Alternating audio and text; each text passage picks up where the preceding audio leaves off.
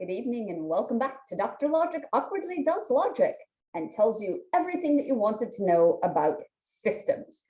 Modal logic proof systems in the abstract because we still have a little bit more to go before we get to the details. This time I'm definitely going to be writing everything out. So let's bring up the whiteboard and begin. So a couple bits of notation. This is familiar from previous videos, but it's worth making it explicit. Once we have a notion of theorem in a system, we can write, for instance, phi is a theorem by using this single turn style.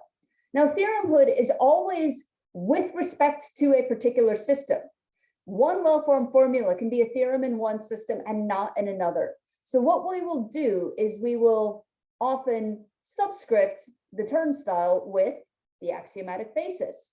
Or sometimes we will give a system a particular name. We will talk about system K, system T, system D. And so then we might say just subscript the turnstile with the name of the system.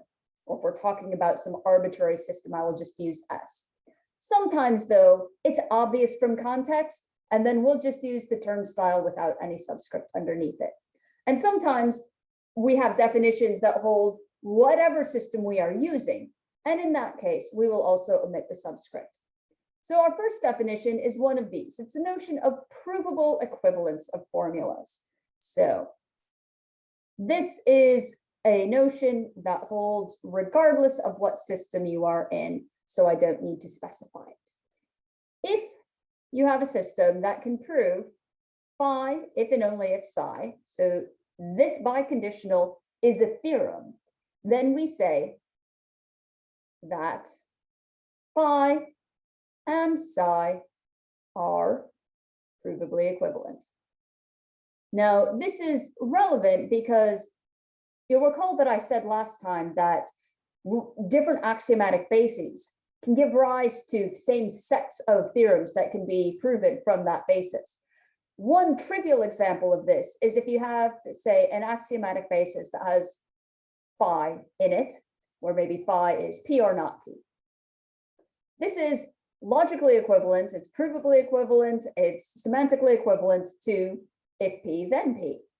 Now, you wouldn't want to say that the systems generated from P or not P on the one hand, or if P, then P are different systems because you get the same formulas out of them. The fact that they are provably equivalent in a particular system or kind of more generally in classical logic is sufficient for us to just say, okay, the systems that we get from them are the same. So often we will kind of treat provably equivalent formulas as functionally interchangeable.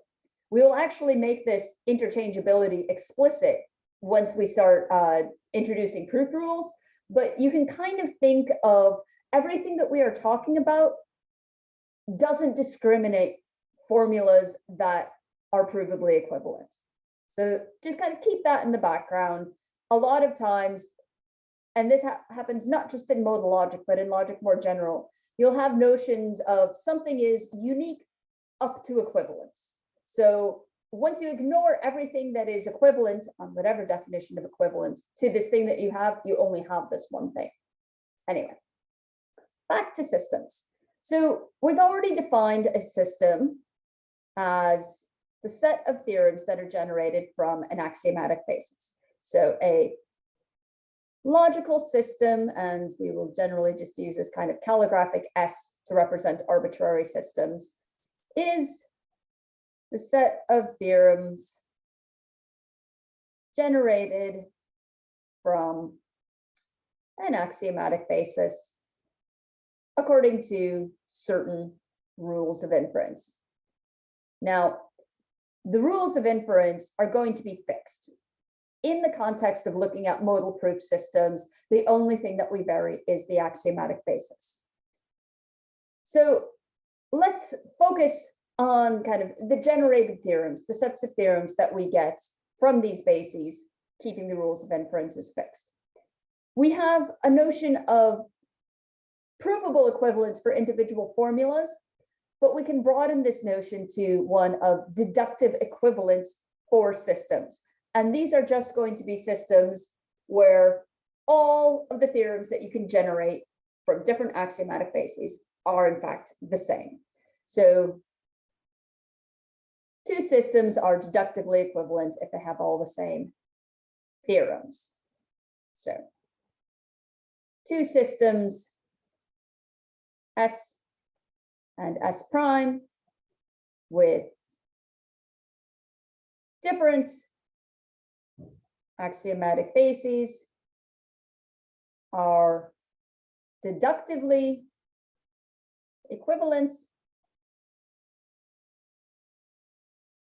if they contain the same theorems. Now, there are systems that are like this, first thing to note, but there are many, many more systems that don't contain the same theorems. However, sometimes you can get one system where all of its theorems are also contained in another system, or a system that contains all of the theorems in another system. And this is particularly interesting because the relationships between systems are going to be one of our objects of study, not just the systems themselves. So here's another definition. If every theorem of some system S is contained,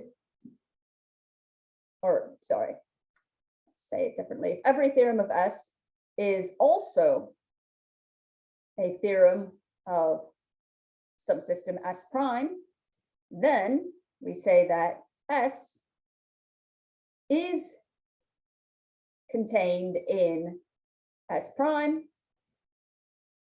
And we can also say that S prime contains S. You can see why I had to change my original statement of the definition, because I was going to use the thing that I was defining in my definition.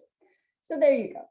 Often we will write this using set theoretic notation. So for instance, if every theorem of S is also a theorem of S prime, we can write it using the subset notation. So another definition that we have is another thing that I say. So either S prime contains S, or you can also say that S prime extends S. So it is an extension of it.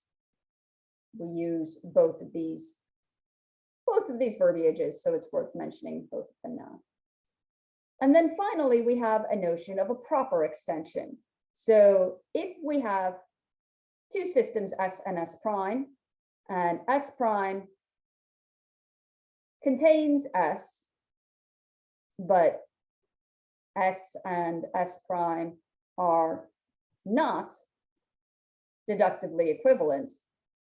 Well, what this means is that there is at least one theorem in S prime that is not in S, but everything in S is in S prime because S prime contains S.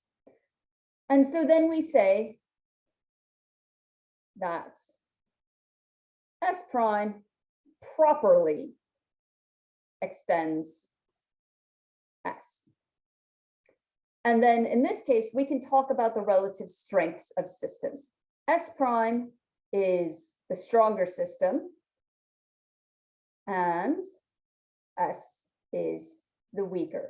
So strength of logical systems is defined relatively. One system is stronger than another rather than one system just is strong. And it has to do with how many theorems you can prove.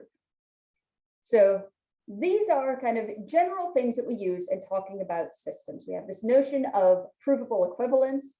And if we have two axiomatic bases that are provably equivalent, then they generate the same systems. These systems will be deductively equivalent. And then if every theorem in one system is contained in another, then we have this notion of, sorry, I said it again. If every theorem of one system is also a theorem of the other, then we have this notion of containment or extension. And if we have two systems, one which is a proper extension of the other, then we can write that in the set theoretic notation. Oops, if I do it properly, like this. So this indicates that the weaker system is a proper subset of the stronger system. So there you have it. A whole bunch of information about systems. Next time, we will talk about consistency, and then we will go on to our proof rules. So take care, stay warm, join me soon. Cheers.